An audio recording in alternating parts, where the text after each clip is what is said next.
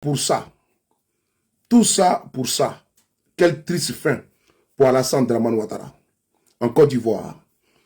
Frères et sœurs, après avoir effectué son braquage présidentiel, une élection armée, 44 000 soldats déployés, après avoir massacré le peuple du Côte d'Ivoire en fauchant des vies humaines, un être humain a été brûlé vif à Nayo. Après avoir fait le sale pendant ces élections législatives, un rapport accablant, une enquête accablante vient de sortir. On va lire ensemble, c'est très important.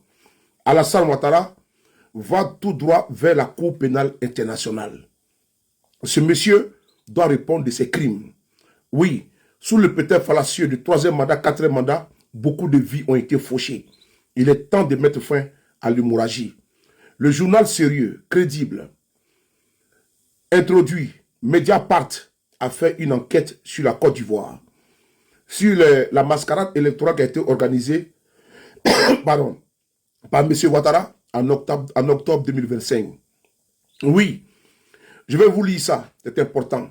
Il faut que, et c'est impératif, les Ivoiriens, les organisations de défense des droits de l'homme, partout où vous êtes en diaspora également, vous devez saisir les juridictions, les institutions, les massacres qui ont été commis. La justice ivoirienne étant aux ordres ne va pas s'exécuter en toute indépendance. Elle est étouffée par la machine du RDR-RATP. Et donc, il faut que nous puissions saisir les institutions internationales afin de rester devant les tribunaux Alassane Ouattara, le commandement de la police, de la gendarmerie, de l'armée, tous ceux, les ministres également qui sont épinglés, ces personnes doivent répondre. On doit les empêcher de se mouvoir avec le droit et la loi. Je vous lis ici le journal Mediapart. C'est parti. Entre deux élections, en Côte d'Ivoire, la paix grâce au matraque. 2 mois après la réélection d'Alassane Ouattara, en marge de laquelle 11 personnes ont perdu la vie, les arrestations d'opposants suivent leur cours. En vue des législatives du 27 décembre, les dispositifs sécuritaires persistent à étouffer les contestations. Théophile Laurent et Ludivine Blasi, 25 décembre 2025 à 12h53. Abidjan, Côte d'Ivoire, je constate avec cette élection que la paix est revenue. Affirmé au lendemain du scrutin Alassane Ouattara, réélu président de la République de Côte d'Ivoire pour la 4e fois le 25 octobre. La paix, oui, mais à quel prix? Si le nombre de morts en lien avec la campagne et le processus électoral a nettement diminué par rapport au scrutin précédent, le Conseil national de sécurité fait état de 11 décès, contre 85 lors de l'élection présidentielle de 2020.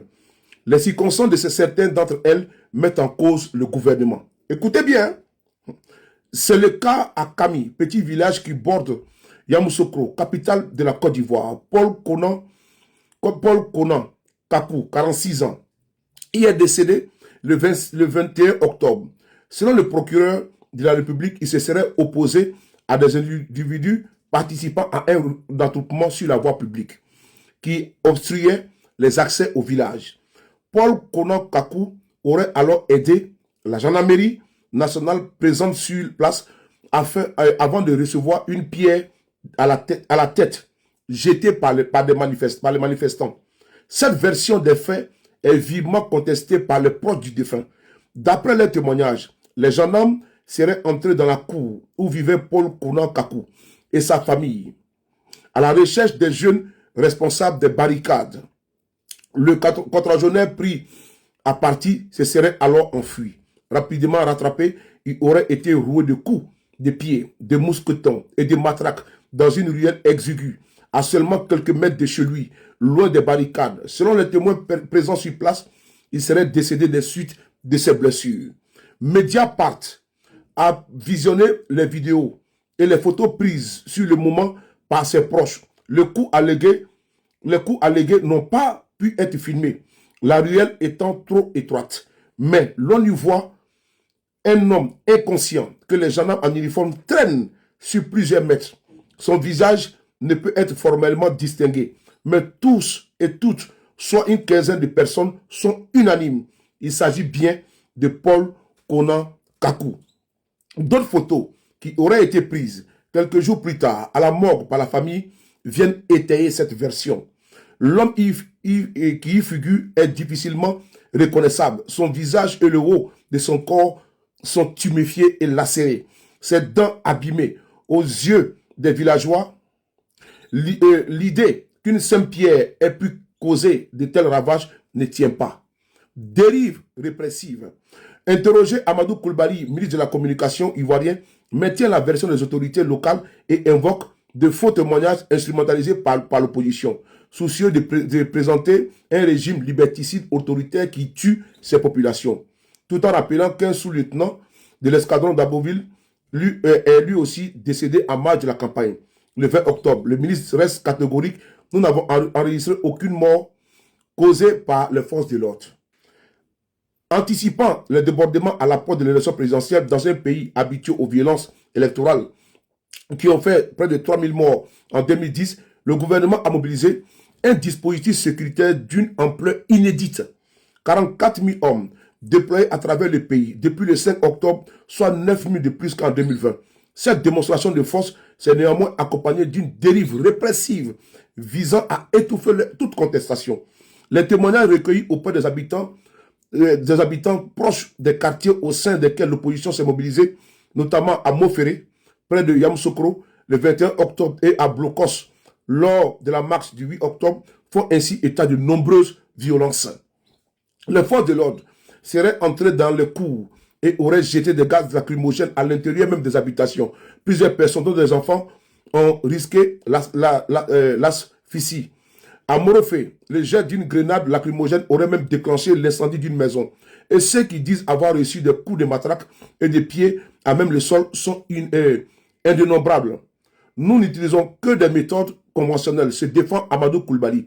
Vous avez vu comment cela se passe en France. S'il y a des dérives, cela voudrait dire que les forces de l'ordre sont débordées. Or, nous ne faisons qu'augmenter nos effectifs.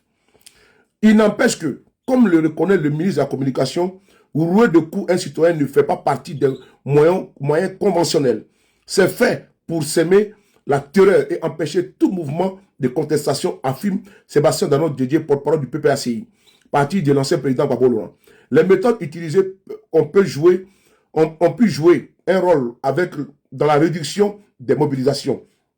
Analyse sous couvert d'anonymat, un spécialiste des questions sécuritaires. Il y a une volonté assumée de dissuader toute velléité de contestation. Dans la continuité de ces violences, plus de 1650 personnes ont été interpellées, selon le Conseil national de sécurité, parmi lesquels des cadres de l'opposition. Plusieurs dizaines ont déjà écopé de peines de prison ferme allant jusqu'à 3 ans. Tandis que les manifestations de l'opposition ont été systématiquement interdites jusqu'aux législatives prévues le 27 décembre. Le 16 octobre déjà, l'ONG Amnesty International exhortait les autorités ivoiriennes à publier des informations sur les arrestations et les chefs d'accusation retenus contre chaque manifestant, arrêté ou enquêté sur tout recours inutile et excessif de la force. Car la répression a également visé de simples participants, parfois mineurs. Dans le département d'Aboville, situé à environ 80 km d'Abidjan, 4 enfants scolarisés en primaire et au collège ont été incarcérés pendant près de 3 semaines. Les autorités leur reprochent d'avoir participé à une manifestation contre le 4e mandat d'Alassane Ouattara. L'affaire relayée par la presse locale et sur les réseaux sociaux a pris une ampleur considérable. Ce n'est pas parce que vous êtes des mineurs que vous pouvez bénéficier d'un passe-droit pour violer les lois de votre pays.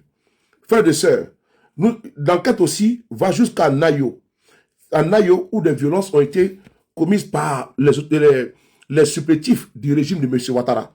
Cette enquête, c'est l'enquête de Mediapart, où des personnes ont perdu la vie à Nayo. C'est une mine d'or que nous devons exploiter. Je vais mettre l'enquête sous la vidéo et on doit s'appuyer sur ça. Parce que le régime de M. Ouattara veut tronquer les faits. Ils ont brutalisé, ils ont violenté, ils ont fait assassiner des jeunes manifestants aux mains nues. Et ces personnes-là, leur corps, leur famille réclament justice. La Côte d'Ivoire réclame justice. Et M. Ouattara est responsable, lui et son système répressif sécuritaire. Je coupe cette vidéo et vous demande encore de la partager, de la ventiler partout, parce que Ouattara va aller à la CPI et nous allons y veiller. Je vous remercie et à bientôt. Merci. La chute d'Alassane Dramane Ouattara doit être un objectif géopolitique, géostratégique obligatoire pour l'Afrique en lutte. Je donne un rendez-vous.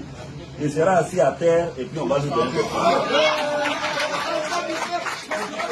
Il y a une croix spirituellement sur ce régime.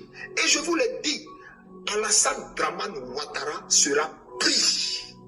Sa femme sera prise. Son frère sera pris. Et leur arrogance, leur orgueil, ils n'auront que leurs larmes. Et leur humiliation va être totale. Leur humiliation va être totale. Mais ce que Dieu leur réserve, c'est incroyable. Je ne vais pas donner plus de détails.